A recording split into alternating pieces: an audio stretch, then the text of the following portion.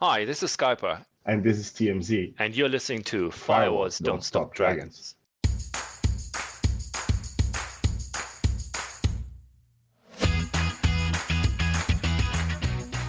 Hello, everybody. Welcome back to Firewalls Don't Stop Dragons. I'm your host, Gary Parker, and today we have episode 458 for December 8th, 2025. And this is the first of a series of podcasts where I have pre-recorded them because I always try to take December off. I'm not always successful in doing that, but we all need a break from time to time. But I absolutely want to keep the podcast going, so I have pre-recorded all the podcasts for December. So this is the first of 4 episodes that I pre-recorded. So just FYI, if there are any hot topics or urgent matters, around software fixes or things you need to update, the best way to get those, certainly during this period, would be to follow me on social media. I'll still be posting there. You can follow me on Twitter or X, Mastodon or Blue Sky. Take your pick. I pretty much post the same things to all 3 of them in terms of like, hey, everybody, update all your iPhones or update all your Android devices or whatever. That's usually where I post that stuff. Go to fdsd.me/contact for a list of all my social media handles, along with all my other contact info. And if something important comes up, actually all year round, that's where I will post it. Okay, so today we have a really fun interview. I love doing hacker history stuff, and this is something a little different. I've never really quite done an interview like this. I'm going to be talking with 2 folks from Phrack Magazine. That's Phrack. They are celebrating their 40th anniversary this year. They started back in 1985. And you got to remember, back then, there really wasn't an internet. We're talking about computers calling other computers over really slow modems to access bulletin board systems or BBSs. Somebody would host a BBS on their personal computer at home, hooked up to a modem, so that somebody else with a computer and a modem could call from one computer to the other and then access these files. And that was a really big part of the early hacker scene. And because back then, phone calls anywhere outside your local neighborhood cost money, a lot of these same people figured out how to make free phone calls, which is what we lovingly refer to as phreaking, Phreaking. And we're going to talk about both those things today. These old text files, sometimes called zines or zines, had all sorts of random information in it, usually something around cracking software or learning about how the telephone system works.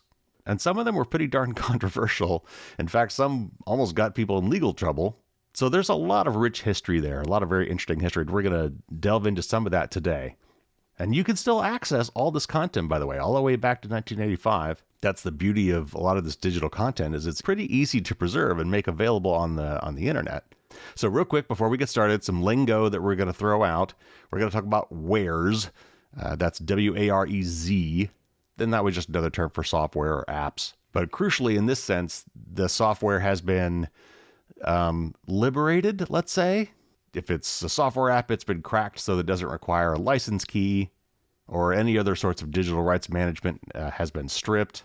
Again, that's what young teenagers back then who had access to the internet, a lot of time on their hands and not a lot of money, couldn't afford to pay for some of these things. So they found ways to get around that.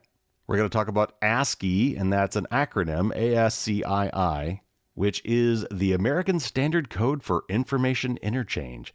It's just a fancy name for character encoding, that is, like characters on your keyboard, and a way to represent those letters as bits and bytes that the computer understands.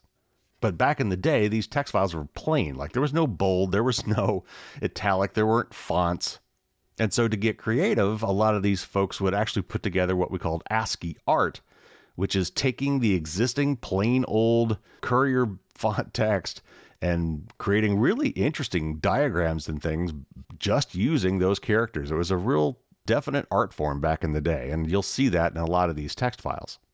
We talk about APTs, or advanced persistent threats. Those are usually nation-state hacking groups. We talk about bug bounty programs. These are companies that say, hey, we'll pay you money if you find bugs in our product and help us make it better. We talk about CTFs, or capture the flag tournaments. These are special kind of hacker contests where you try to find flags. And these flags are things that you would have to hack to find or figure out. They're puzzles in some sense. And each flag gives you a certain number of points, and there's contests to see who can find the most. And then finally, we talk about red team versus blue team. When we're doing cybersecurity testing or penetration testing, the red team are the attackers and the blue team are the defenders. So with that background, let's get to our wonderful interview with TMZ and Skyper from Phrack Magazine.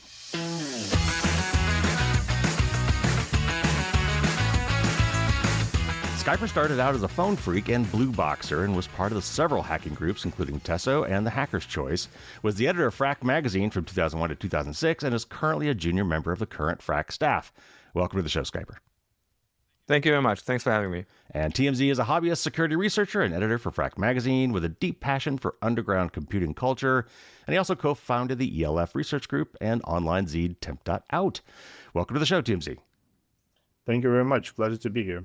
Phrack Magazine was one of the first e-zines, started in 1985, hence this is your 40th anniversary, which is you're celebrating. While normally you release only digitally, you did do, I think, 15,000 print copies of the 40 for this to celebrate the 40th for this year. And that's right. Distributed them at 3 different hacker conferences, one of which I was at. I was lucky enough to be at.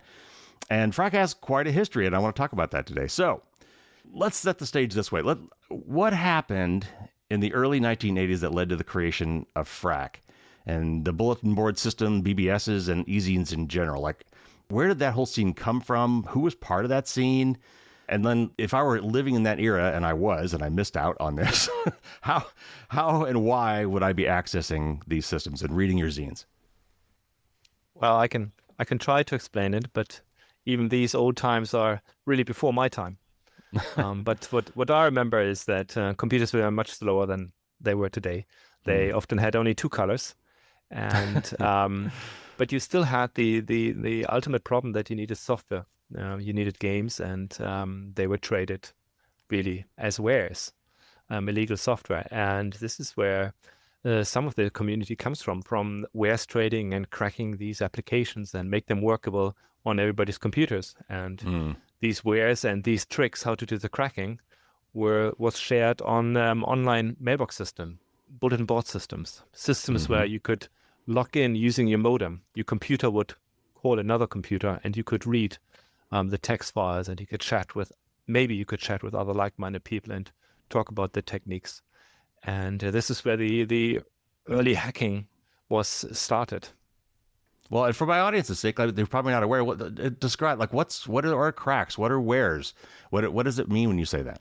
Okay, so in the olden days, when you had a computer and you wanted to run any software, you had 2 choices. You either go to your local shop and you physically buy a floppy disk, a hard drive kind of device, software that you chuck into your computer, like you would do today with a USB stick, and you would load the software. Or you call your local BBS and you download the software for free. The second part is illegal. But Right. people just did it because, why not? It was the Wild West back then. And so this is where, so when you illegally copy software, you illegally make it run on your computer and use the software. And the whole community was created around these wares because somebody needed to buy the software first. There had to be one guy who had to buy it. And then a group had to somehow crack it. So it means often the software had protection that it would only run on 1 computer, but not on 2. Where you needed to enter certain codes or certain registrations. And the cracker would modify the software, the binary of the software, that would run anywhere and anybody could use it. And then this crack and the software would be made available through a bulletin board system where other people could download it from. All right, so given that these bulletin board systems were accessed, as you say, via phone lines, and back then we were charged for any calls like outside of your area code. It was my kids have no concept of this. Like calling the next county sometimes was more expensive than calling the next state because everyone got to set their own rates. Well, in the US, you were privileged because local phone calls were free. For most of us in the rest of the world, they were not. We had to pay for local phone calls. Wow. And they were expensive. And they were more expensive during the day. And in the evening, they often got cheaper. At 6 o'clock, we got cheaper. So most bulletin board systems we called after 6 p.m. And we stayed up all night until 6 a.m. in the morning when it became more expensive again.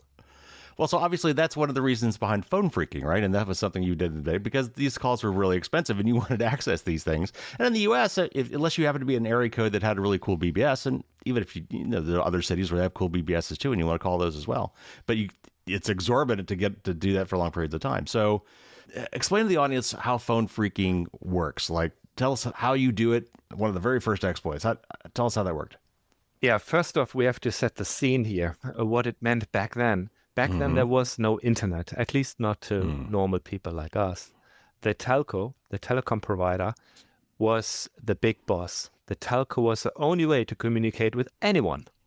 And the telco decided how much information you're allowed to get and how much he's going to charge you for it.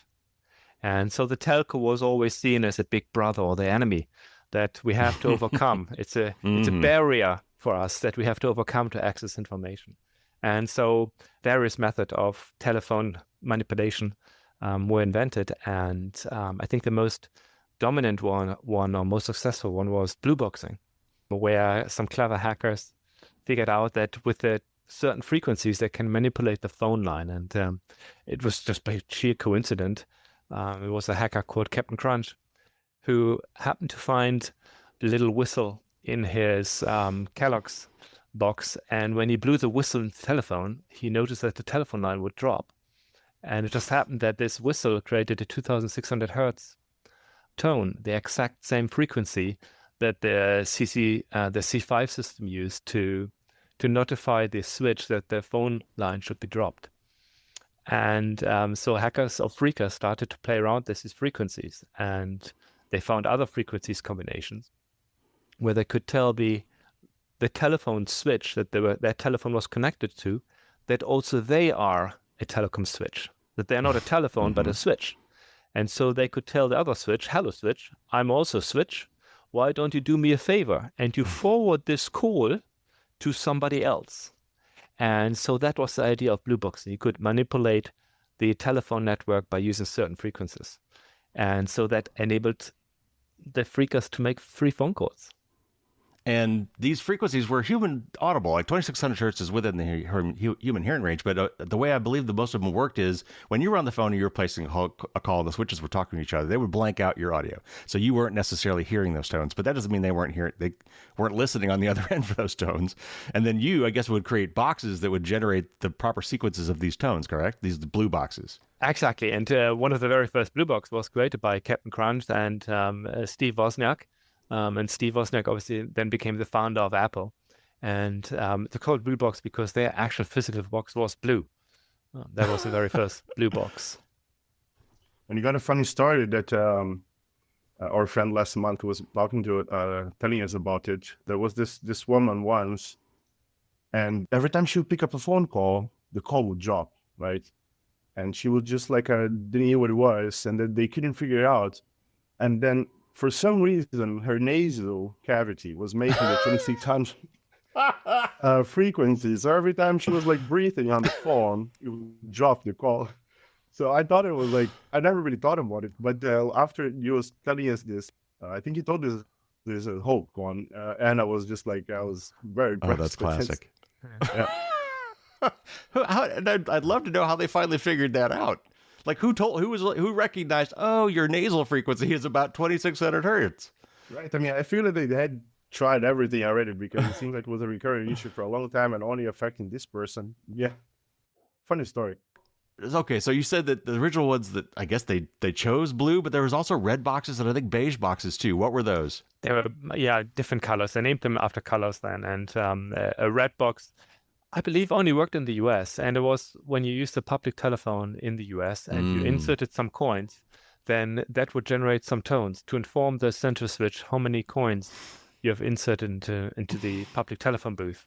And so the phreakers would use these tones to fool the system that they inserted some coins could make free phone calls.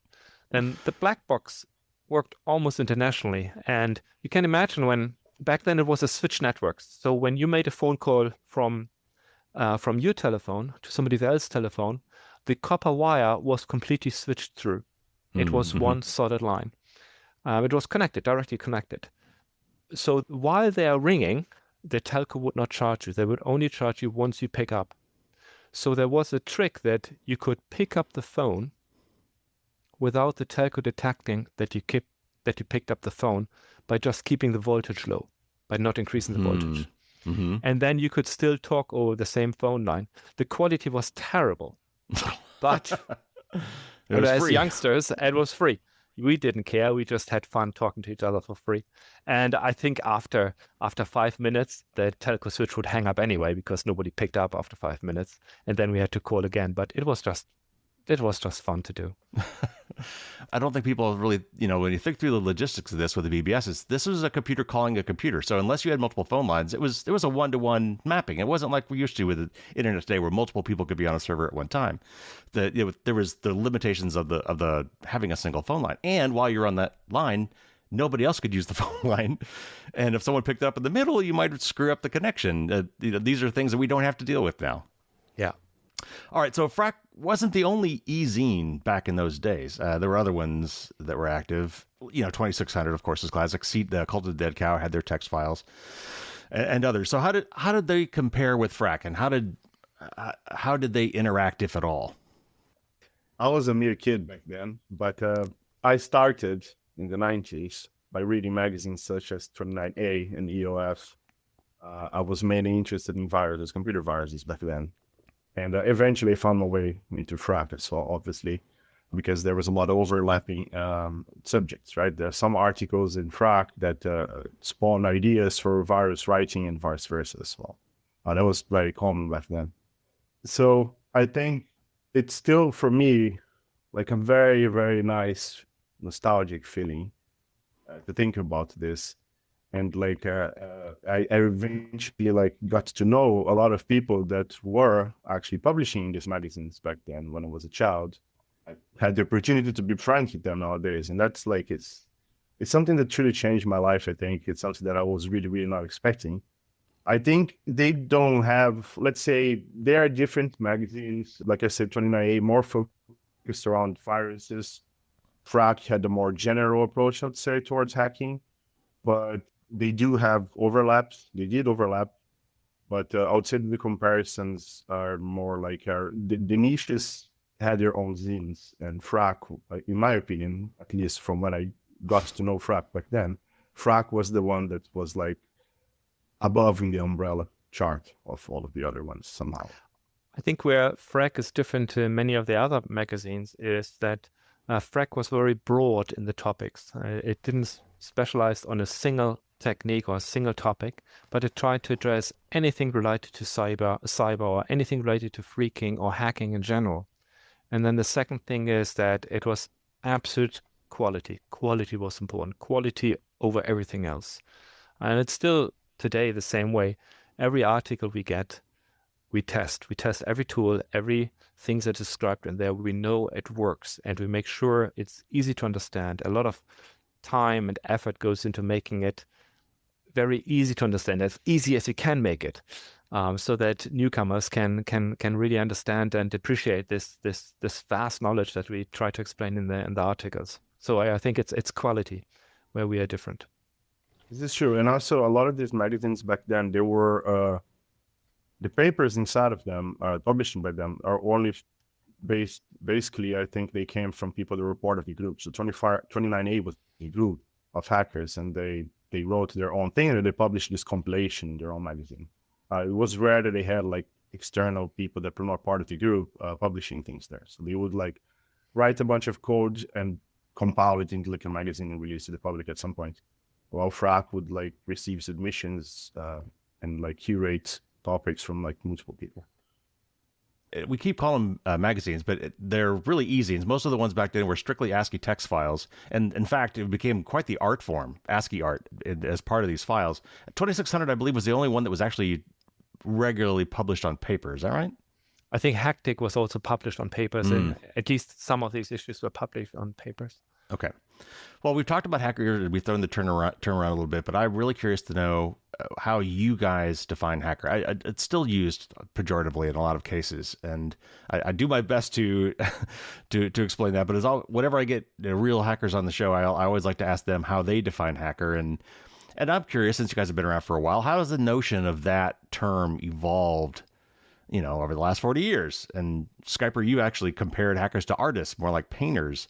And you said, I think passion needs no audience. So let's start with you. What did you mean by that? Well, first, let me try to come up with a definition of what it means. The term hacker to me, I think a hacker is a person who understands a system very, very well. He understands the ins and out, and then he uses his skills to use the system against and beyond its intended purpose, and he creates something that even the manufacturer didn't know was possible to create. Mm-hmm. And for me, that's hacking. Curiosity, and with no financial interest, and no interest to destroy anything, just to explore, and using his intellect and his skills to drive the system to some amazing things, do some amazing things. That's for me as a hacker. And yeah, I often like to compare this to how a painter must feel, how an artist would feel. And I think hackers are artists in that sense. If you ask many of the famous artists, if you would have asked them, Picasso or whatnot, they were not necessarily interested in money. They would have painted even if no one would have paid for them. In fact, many of these painters died poor because they didn't care about the money. All they cared about, they wanted to paint. Mm-hmm. And it's the same with the hackers. We can't do differently. We need to hack. We don't do it for the money. We don't do it for the glory. We don't do it for any political gains or other agendas. We do it for the beauty of the learning the skill and doing it. TMZ, what about you? How would you define the term hacker? I agree. The hacker is an expert that has curiosity into like using the system that or the technique, because like Skyper said, it could be, you don't have to be a hacker on computers only, right? Or technology related things. You could be like an artist. You look at a material and you have like, okay, what am I going to do with this? And you see that people come up with all sorts of like art or music or anything with all sorts of situations and inspirations. So I think going beyond the limits of either an imposed system or an imposed like material or something like this, I think driven by the curiosity, this is like it's what to be a hacker. Yeah, also what fascinates me about this hacking community is that sometimes, and we all have experiences, where we go down this dark rabbit hole and we go down so deep, unbelievable deep into the details of the system. And everybody else just thinks it's silly and stupid because there's just darkness. But eventually we find the light. And then we discover something that is amazing. And we share this discovery with our friends. And then they know that there's light at the end of this dark rabbit hole. And they go down the other rabbit holes and they also find light. And I think this is very beautiful. And I think the sharing is a big part of it too. Yeah.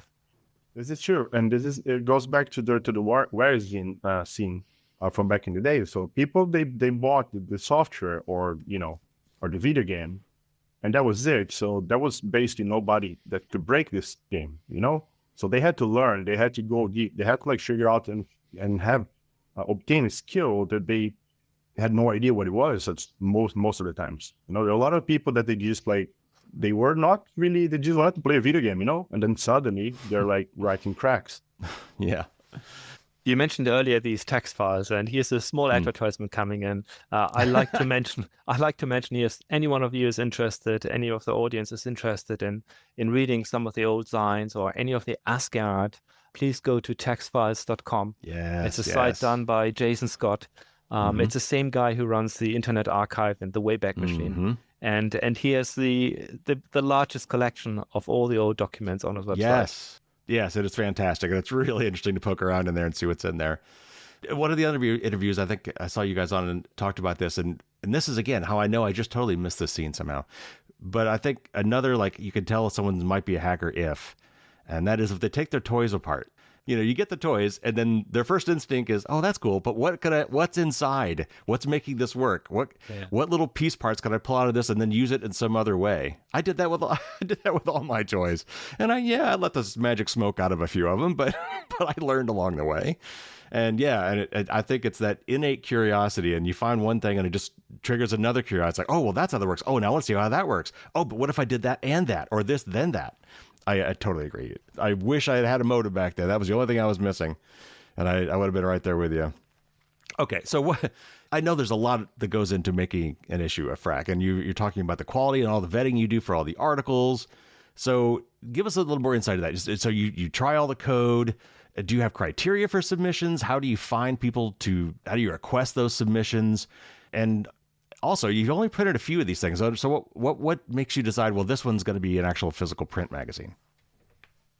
Yeah, so the submissions, so the Phrack stuff moves on dynamically. It's taken over by new Phrack stuff every few years. And so it often is the case that when you're new Phrack stuff, you don't really have the audience. So you end up that half of the article, or sometimes more than half the article, are written by the Phrack stuff themselves. That's for the first release of that Phrack stuff. And then it flies automatically. And you get submissions from external people. And it's goes, a lot of work goes into there. Some articles that we receive are already nicely formatted and they're almost ready for publication. But I would say most are not in that format, and some are just an idea and just a few lines. And sometimes this stuff ends up writing this article together with the author, where we use our expertise to correct things or add things or clarify things. And this is part of the fun. This is part of being working in stuff. So how do you decide which ones you're going to publish in print? Because I know you've done 4, I think, now after all these years. What made you decide this one is going to be physical? We have done 5 in total. And the first one came out in 2001. That was the first hard copy of the stuff that I took over when I took over from Mike Schiffman. And we decided we just wanted to come out with something new, something that nobody has ever done before. And that was a hard copy release. And so we did. That was the idea. And because people liked it so much, we did it 2 more times. And why TMZ and the new team did it, he can answer that best. Yeah, in our case, when we took over, we were not actually going to do it. It was kind of a last minute idea. And it also came to our minds that, we thought about this last year, right? So we were like, okay, next year is going to be the 4th anniversary. So it would be cool if we had a printed release. And then we're like, okay, but what does this mean? Logistically saying, what are the challenges here? So we're like, okay, maybe we can spend some time now and try to come up with a small print run for this issue for last year, just to see how it is to feel the waters, And that we did. We gathered like a small batch to DEF CON last year and a few other smaller conventions from friends. And we learned a lot, like a lot. And this year was like a monumental challenge. Was way, way, way, way, way bigger than last year. So we're very thankful for all the community around us that helped us like curate the content, test all the articles, and make any edits.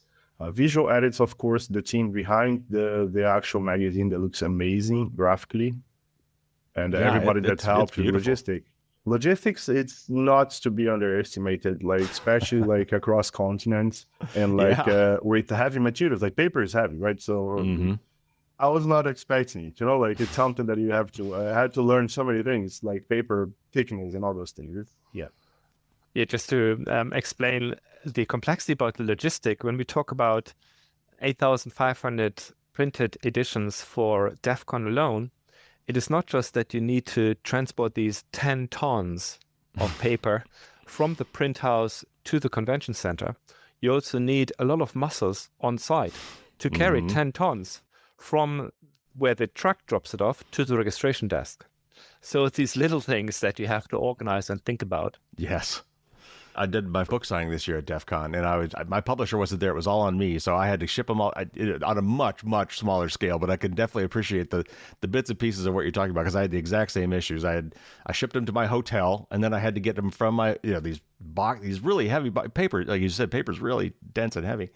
and get him to the thing. Then I had to get him from there to where I was going to do the book signing. Yes, it is logistically very challenging. Yeah, last year we got friends like riding with us with cars, and like this year in the camps we had people like running around 2 kilometers back and forth with like carts, like taking this to the car or this to the other booth or whatever. Yeah. Over the years, you guys have had obviously some famous editions and particular articles within those issues, and I want to just talk about just a few of them because it would take forever to go through all the big ones. But let's start with probably one of the earliest ones, and one of the ones I think that you guys are often pointed to as like this is a famous thing in the hacker world. That's the Hacker Manifesto. Certainly one of the most seminal articles published by any of the zines, and it was written by the mentor, I believe, in 1986. What prompted them to write this? Where did it come from? I know that there was actually a story behind that. I'd like to hear you guys explain that. And then why did this article strike such a nerve and become so famous in hacker history? I have to guess myself and try to remember how it came to be, the Hacker Manifesto. What I remember was that the mentor actually got arrested. He got busted for some stupid, non-valid crime that was not really a crime in anybody's books, but Secret Service just wanted to make a point there. And while he was arrested and waiting in his prison cell, he wrote this manifesto. And I think, it was written January 1986, so just a year after Phrack came to be in issue number 7. And it's so interesting because the things that he wrote back then are still true today. I like to read one passage, which is one of my favorite passages. He says, this is our world now, and we exist without skin color, without nationality, without religious bias. And I think this is really important, and it still matters today. We don't care. We really don't care where you're from. We don't care how you look or what your beliefs are. And the only thing we care about is how good you hack and what you hack. Yeah, I think the hacking community is one of the most pure meritocracies I've ever seen. Yeah. And because nothing else matters. And I still will go one step further. From my experience, and it's limited compared to yours, but I also think it's not just a matter of what you can do, but how much you could explain that to somebody else who doesn't know that already. Because that's key. If you can't pass it on, I think that loses a piece of it. I mean, sure, obviously, if you've got technical skills and you can show off something, you did something, I think that's great. You'll get props for that. But I think there's the next level is you being able to then explain it to the next guy or girl. The Hacker Manifesto was actually, it showed up in pop culture. Like it was in it was quoted in the movie Hackers, for example, which is a classic movie. That also just celebrated an anniversary, and I just went to go see it. We had a bunch of us, some local cybersecurity shop rented out a theater. We all got together and watched Hackers together. It was fantastic. And I think it was also in the Social Network. I think it was like on a poster or something behind Zuckerberg in the Social Network. So it's had quite the impact, even just outside the hacker community. No, it's just confirmed. It's 100%. Yeah, it shows up in a few places. Like this movie, I think is in Snowden's biography as well. I think somewhere. Whose biography? Edward Snowden biography somewhere. Yeah, I think you're right. I think it was mentioned in there. I don't remember exactly, but yeah, as far as I know, or from the little bit that I remember, I think after his arrest, he was inspired by these revolutionary ideas. I think yes. Which makes sense, I guess. I think only he knows what he was going through also. So, but I'm glad that he wrote it because it's ever since I first saw it when I was a kid, this stuck with me. Well, hackers also seem to have a proclivity for releasing information. Like data wants to be free. Radical transparency, you might call it. And in 1998, Phrack published some documentation about the emergency 911 system, which caused quite an uproar and even resulted in a raid of Phrack, I think by the Secret Service, and there was a lawsuit against some of the Phrack staff. So take us back to that one. What happened there? Walk us through that situation. Phrack 24, released in February 1989. Night Lightning, I think he was back then editor, released a paper detailing how the American 911 emergency system works, the E911 documentation. And the telco was not happy about it. So he got busted exactly a year later, February 1990. Well, he was busted before, but the court happened on February 1990. And they prosecution wanted to give him 60 years in jail and $122,000 in fine. That's insane when you think about it. But back then, you didn't really had the electronic frontier foundation, and you didn't really had lawyers who understood technology, right? They didn't exist. This is all very new. So it was then to three individuals, namely Mitch Kapoor, the inventor of Lotus 123 and UUNet and inventor of Firefox, John Gillimer, an early developer of Sun Microsystem and also known from the GNU project, and John Perry Barlow, the cyberpunk, and with the financial support of Steve Wozniak, again, the same Steve who founded Apple and the same Steve for which we know him for creating the first Blue Box, sat together and helped Night Lightning by getting him lawyers and paying the bills and hiring John Nagel as an expert witness. John Nagel is known for his RFC, how he made the TCP protocol more efficient. This is the internet protocol that everybody's using when they surf on the internet. So he was back then a real expert, and perhaps still is. And he managed to prove in court that actually the document that Night Lightning published, you could mail order for $50 or something, and they would just ship it to you. So the prosecution, the entire court case fell apart because the maximum damage they could claim for was $15 because that's all. So they won in court, but they almost didn't, and so this scared a lot of people. And ultimately, these three guys then decided to create the Electronic Frontier Foundation. If you don't know the Electronic Frontier Foundation today, find out what they do and what they are. Oh, yeah. No, my audience definitely knows about the EFF. I've actually interviewed lots of people from the EFF. They're great. Excellent. I'm so glad. Yes. Well, another seminal Phrack article was entitled Smashing the Stack for Fun and Profit, which gave a very detailed description of a very particular hacking technique. So why was that article so impactful? How did the publication of these techniques impact the creation of malware? And did it spur the creation of defensive mechanisms as well? Because I know this is something that often comes up. Well, if you give out this information, it's going to give all this stuff to the bad guys. Well, it also gives it to the good guys. So it's a very technical, but give us an overview of what that was about and the impact that had. I try my best. So in the very early days, before the article, how hackers would get into computer system with just dialing them up, and there was either no password or very simple password. But while things started moving onto the internet, people started to learn that they have to choose better passwords. And so just trying password or admin did not always yield success. So you needed a different way to break into computer systems. And there was a technique that was used by the very few, the most elite of the elite hackers, which was called Stack Overflow, where you could trick a remote computer program to execute different CPU instructions, different computer instructions. And this trick was so secret, it was traded among their most elitist, most guarded secret. And what Aleph1 did in the Phrack article, that he made it accessible, and he explained it very well and very detailed. And now that technique was accessible to any skilled hacker. Now they understood how Stack Overflow works, how they can trick a remote computer system to execute different computer instructions.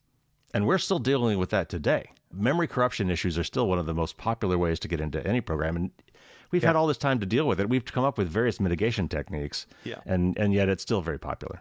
Excellent.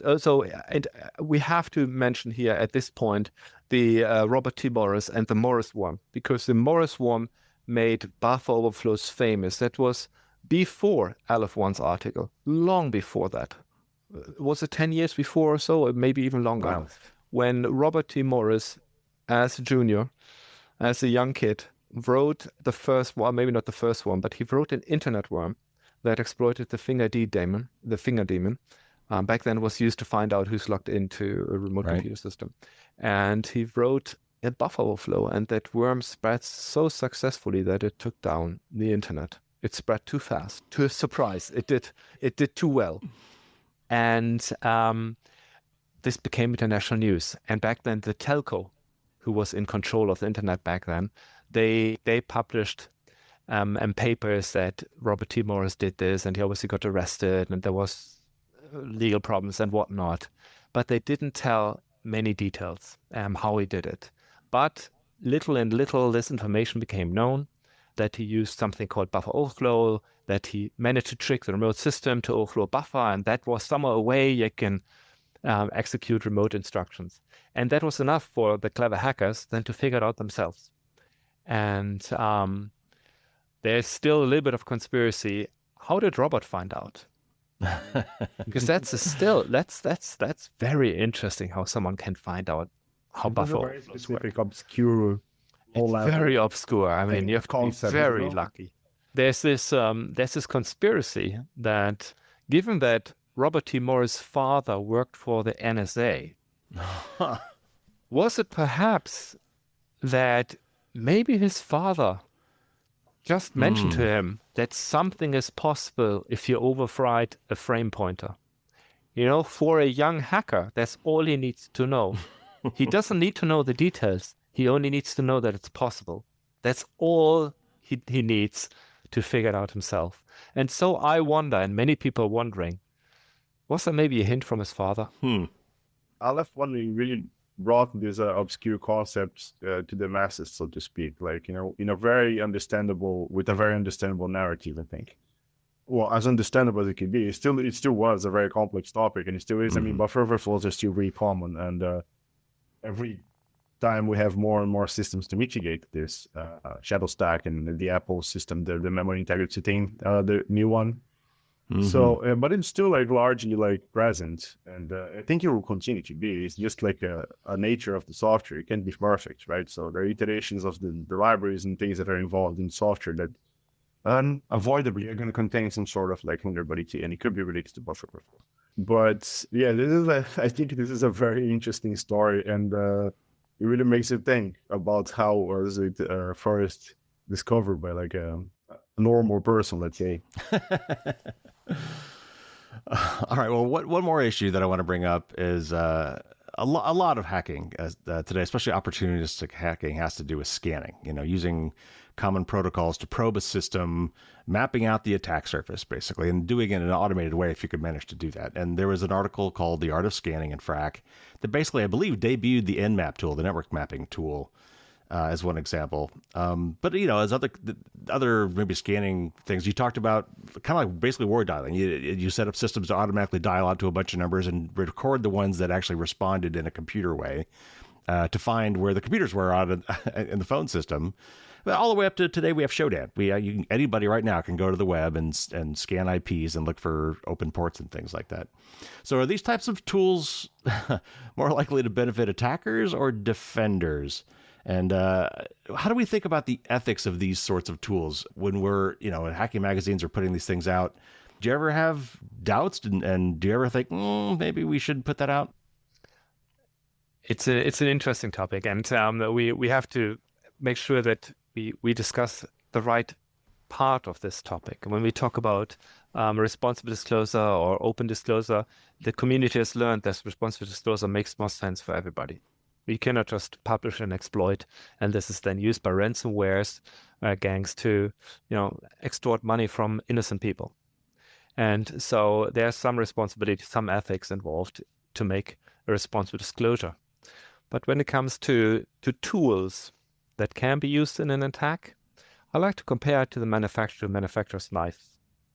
You can use a knife to murder somebody else and to cause harm, but that's not what the kitchen knife's intention is for. That's not what it was made for. The kitchen knife was made to prepare something beautiful, to prepare a meal and to feed your family.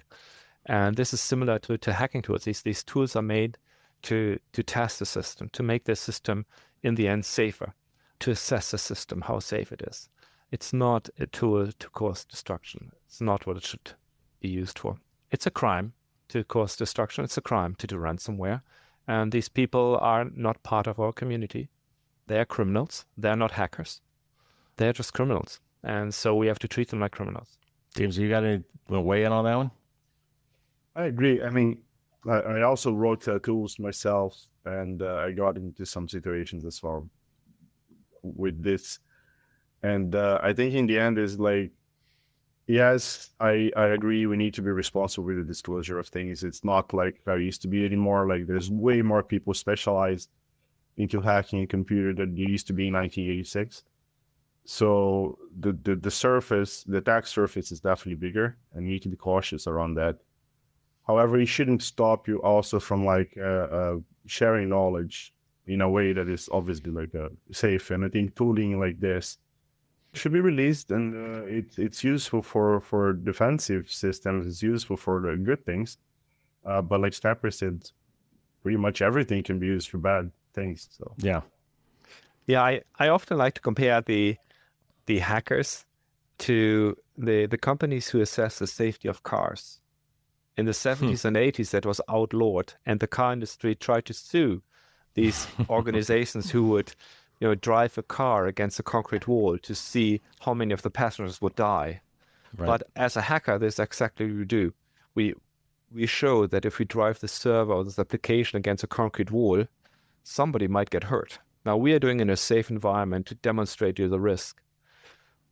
And you have to fix that risk, but you cannot and you must not outlaw us showing how vulnerable your system is.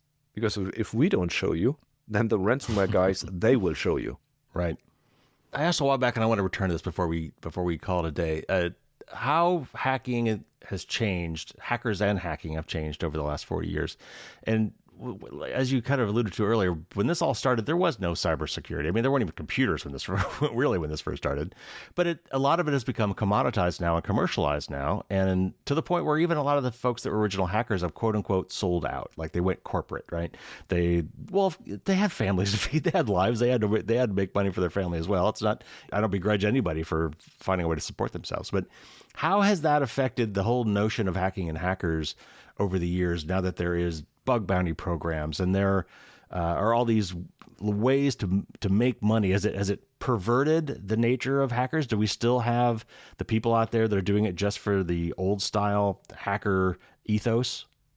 These people are definitely still out there. They're just doing it for the beauty of the art. But you're right, there are also bug bounty programs. And some people who do bug bounty, they're only in for the money. They don't create new stuff.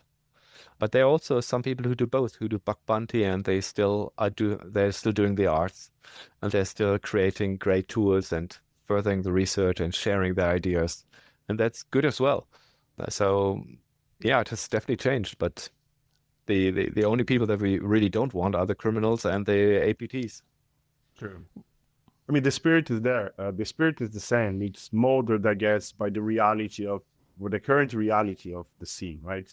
So the needs from people 30, 40 years ago to hack were different than the needs from people to hack nowadays, and will be different from people later. So we're the society will create different opportunities and etc. And we can largely see this, I think, with AI now. I think this is going to be a big thing, for good or for worse. It's going to be like a tool and a target, I suppose, for many, many years to come, I think. Yeah, I think bug bounty is also a nice entry. Is one of the many entries into the community. And I'm a big fan of people, trying things in a bug bounty program and learning things. I'm a big fan that I believe everything should be in scope.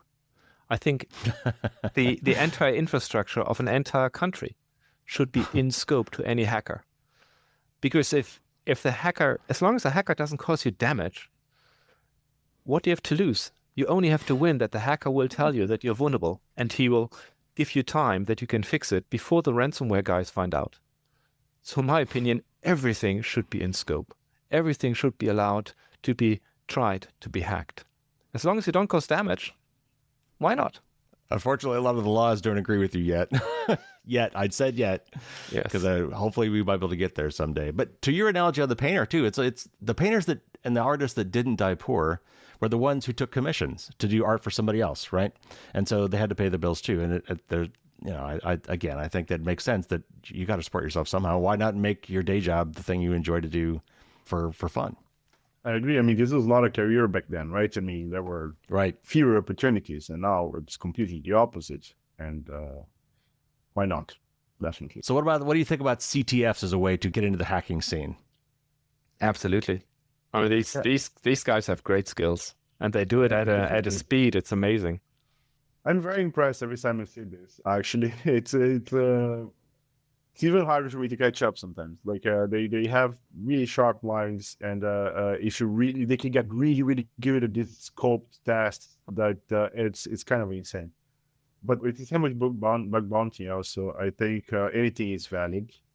I think if she helps you get into it, the scene, and like do what you like. Personally, I would not do it only for the money, but I know people do.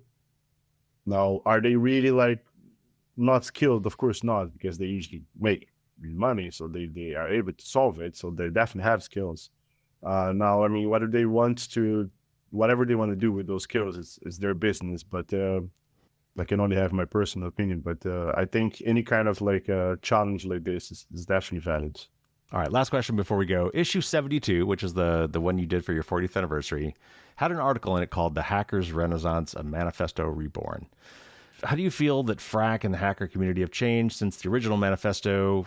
And how do you think Phrack and hacking in general are going to evolve in the next 40 years? What's on the horizon? How things are going to be different? Yeah, I wrote this one after lots of years of thinking about it. I had a bunch of scratch material there, and then I just combined at some point. So I think like like we said, the spirit still exists, right? But I think it's kind of like fragmented nowadays. There's a lot of worlds where a hacker can live. Have corporate security researchers that having to deal with like ethical boundaries. We have a lot of hack activists nowadays, which is fighting censorship, surveillance. There's a lot of bad actors like spying on journalists and things like this. Things can get pretty bad. There are companies doing shady things that affect like the lives of day-to-day citizens commuting to their jobs. We have academic papers nowadays, like the academic area. It's like big, which was, I think it was, of course, including the open source communities, right? That's a huge thing nowadays, right? That was not really back there. Right. I think the open source communities, they legitimate the science behind the exploitation or exploration, But then we also have malware developers that are not doing this anymore for the fun or for the art of it. They're doing it for like the power or profit. And like I said, also we have AI, which it's becoming more and more part of like either like low-level scams where people just make calls or use bots to like fool people on WhatsApp and get money from them. But it's also like becoming part of like complex APT techniques with MCP servers and things like this being developed exclusively to attack targets. And I think this is going to be big. It is a very new field, I think, for both attackers and the other side.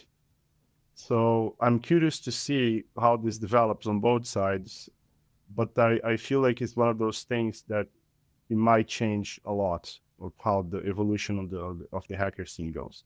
Yeah, Skyper, what do you think about AI? I was going to ask that specifically. How do you think that's going to play out? Is it going to benefit the attackers or defenders more? Is it going to be used for, obviously it's already being used for much better phishing campaigns where there's, and you used to be able to see grammar errors and punctuation errors, and that's all gone.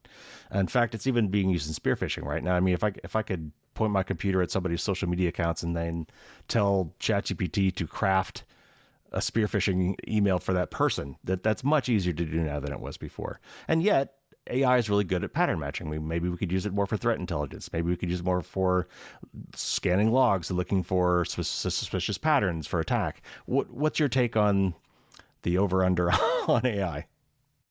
I think the red team will always benefit first from new technology, and the blue team will have to catch up and fix the new holes. But eventually the blue team will fix, I'll be very careful, all the holes. And then the red team will have a real struggle to find new holes. But, it's a cat and mouse game. Always. All right, gentlemen, thank you so much for this. This was a great time to walk down the memory lane. And congratulations on the 40th anniversary of Phrack. It's an amazing magazine, and I hope you guys have another 40 years in you. Awesome. Thank you very much. Thank you very much for having us. It was great.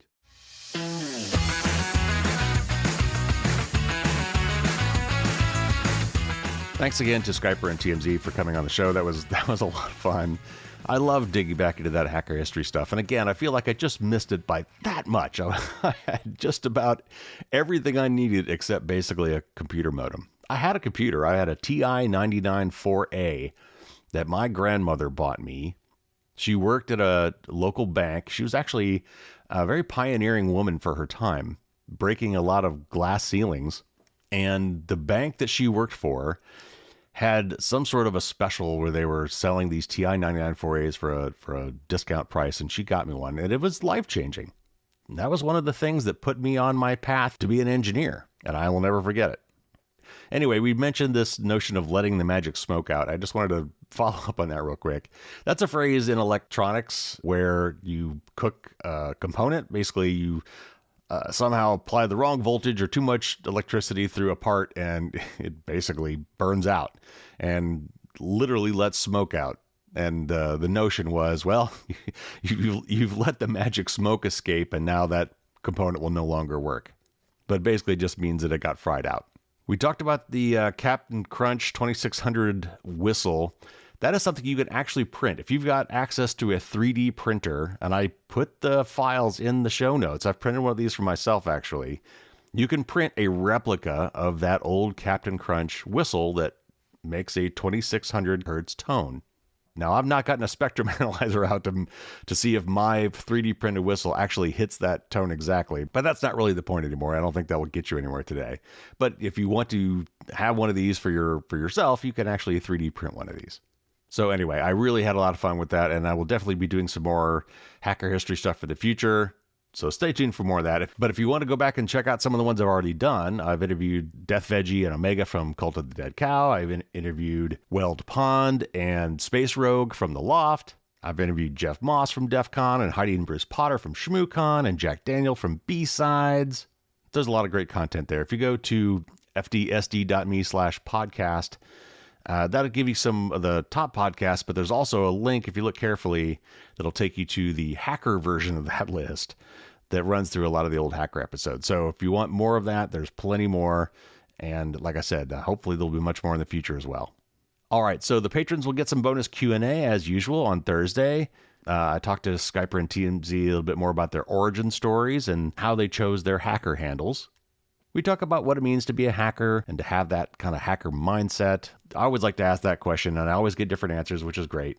And then Skyper and TMZ also talk about reporting of the major South Korean data breach in Phrack Magazine and how they kind of ran afoul initially with Proton, canceling their accounts that were eventually reinstated, but also a very conspicuous correlation between that and 2 server room fires that happened just a week or 2 later. So anyway, that's what's coming for the patrons on Thursday. And looking ahead for the rest of December, here's what we've got for the next 3 weeks.